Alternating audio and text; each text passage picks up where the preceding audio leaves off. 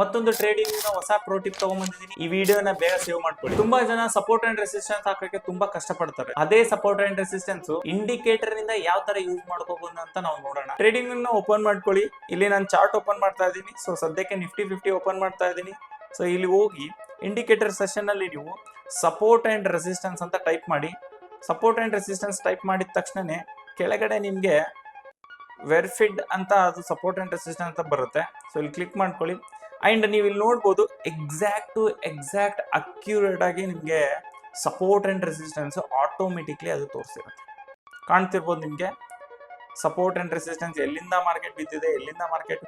ಈಗ ನೀವು current trade ಮಾಡಬೇಕು ಅಂತಂದ್ರೆ ತುಂಬಾ ಜನಕ್ಕೆ ಇಂಪಾರ್ಟೆಂಟ್ ಸಪೋರ್ಟ್ ಅಂಡ್ ರೆಸಿಸ್ಟೆನ್ಸ್ ಹಾಕೋದಕ್ಕೆ ಬರಲ್ಲ. ಸೊ ಇದನ್ನ ಯೂಸ್ ಮಾಡ್ಕೊಂಡ್ರೆ ನೀವು ಸಪೋರ್ಟ್ ಅಂಡ್ ರೆಸಿಸ್ಟೆನ್ಸ್ ಈಸಿಯಾಗಿ ನೀವು ನೋಡ್ಕೋಬಹುದು. ಇದೇ ತರ ಟ್ರೇಡಿಂಗ್ ವ್ಯೂ ಪ್ರೋ ಟಿಪ್ಗೆ ಈ ವಿಡಿಯೋನ ಈಗಲೇ ಬೇಗ ಸೇವ್ ಮಾಡ್ಕೊಳ್ಳಿ. ಹಾಗೆ ನಿಮ್ಮ ಫ್ರೆಂಡ್ಸ್ ಮತ್ತೆ ಫ್ಯಾಮಿಲಿಗೂ ಕೂಡ ಶೇರ್ ಮಾಡಿ. ಇದೇ ತರ ಆಕ್ಸ್ ಗಾಗಿ ನಮ್ಮ ಚಾನಲ್ ನ ಫಾಲೋ ಮಾಡೋದನ್ನ ಮರಿಬೇಡಿ.